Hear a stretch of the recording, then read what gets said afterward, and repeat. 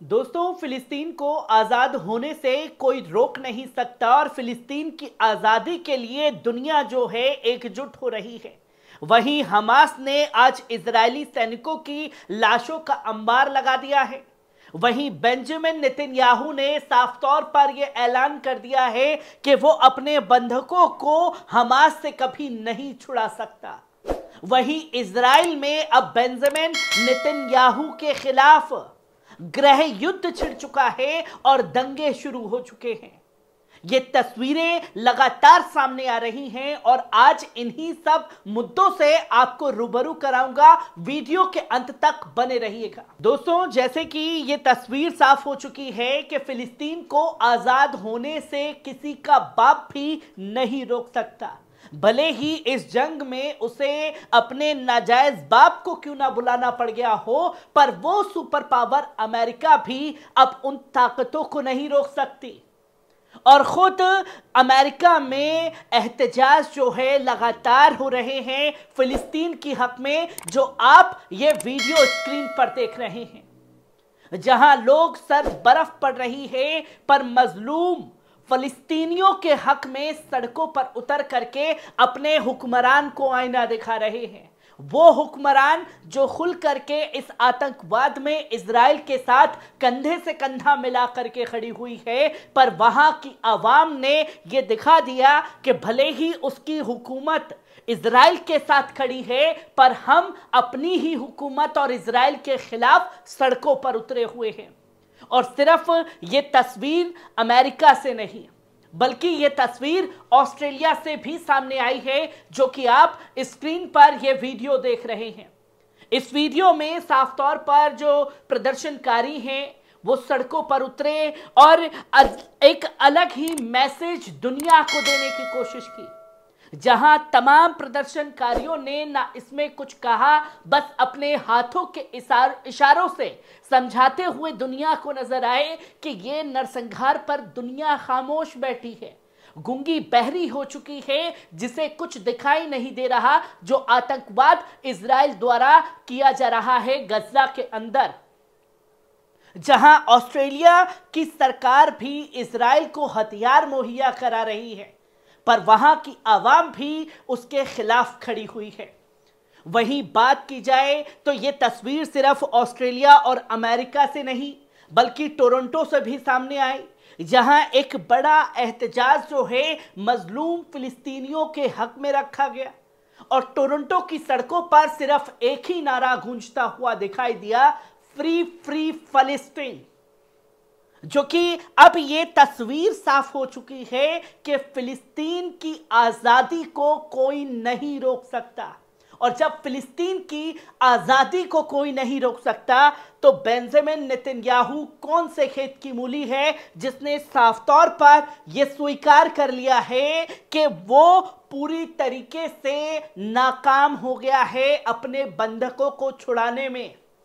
जहां कैबिनेट की मीटिंग हुई, कैबिनेट की मीटिंग में जिन बंधकों को हमास ने अपने पास में रखा हुआ है, उनके परिवार वाले थे, विपक्ष के लोग थे, बेंजामिन नेतन्याहू था। बेंजामिन नेतन्याहू से जब परिवार वालों ने सवाल पूछा कि आपकी क्या तैयारी है, आपने बोला था कि 2 से 3 दिन में हम सारे बंधकों को छुड़ा लेंगे। आपके पास तमाम हथियार थे, तमाम तरीके के इंटेलिजेंस विभाग थे, दुनिया की सारी ताकत थी, पर फिर भी आप हमास से हमारे लोगों को क्यों नहीं छुड़ा पाए। जिस पर बेंजामिन नेतन्याहू ने हाथ खड़े करते हुए उन परिवार वालों से बोला कि हमारे पास बंधकों को छुड़ाने का कोई ऑपरेशन नहीं है। और बेंजामिन नेतन्याहू ने यह भी साफ तौर पर कह दिया कि इंटरनेशनल कोर्ट में हमारे खिलाफ मुकदमा चल रहा है, और अगर ऐसे में हम सीज फायर करते हैं या रोकते हैं या हमास की शर्तें मानते हैं, तो हम कसूरवार इंटरनेशनल कोर्ट में बन जाएंगे। इसलिए हम ये युद्ध भी नहीं रोक सकते और ना ही हम अपने बंधकों को छुड़ा सकते हैं। और जब ये चीजें सामने साफ तौर पर कबूल कर ली गई बेंजामिन नेतन्याहू द्वारा, जिसने हमास का लोहा मान लिया, तो ये एक बड़ी जीत हमास की है, जो चले तो थे दुनिया का लाओ लश्कर लेकर के, पर लाओ लश्कर भी खाक में मिला दिया हमास ने, जो बेंजामिन नेतन्याहू ने यह कबूलनामा साफ तौर पर दे दिया। और सिर्फ बेंजामिन नेतन्याहू ही नहीं, बल्कि खुद डिफेंस मिनिस्टर और बड़े बड़े अधिकारी जिनको अपनी ताकत पर गुमान था और वो ये कहते थे कि हम सब कुछ तबाह बर्बाद कर देंगे गजा के अंदर, पर खुद ही तबाह बर्बाद हो रहे हैं, तो आंसू जो हैं वो निकलने लगे हैं और साफ तौर पर कहने लगे हैं कि 7 अक्टूबर से लेकर के आज जो तारीख दर्ज की गई है उसमें सबसे बड़ा ऑपरेशन हमास की तरफ से हमारे खिलाफ चलाया गया और पहली मर्तबा इतनी भारी संख्या में हमारे सैनिक जो हैं वो मारे गए हैं। जहां जंग के दौरान अगर 11 सैनिक मरते हैं तो इजराइल 1 बताता है और पहली मर्तबा जो है इजराइल सामने से आकर के प्रेस कॉन्फ्रेंस करता है और कहता है कि ये सबसे बड़ा नुकसान जो है आज के दिन का हमारा है। जहां 21 जवानों को ढेर करने का काम हमास ने गजा के अंदर किया है और सबसे बड़ा नुकसान जो है हमें हुआ है।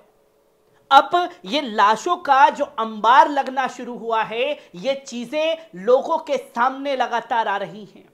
और सिर्फ यही नहीं, बल्कि यूएस में भी तमाम गतिविधियों को देखा जा रहा है।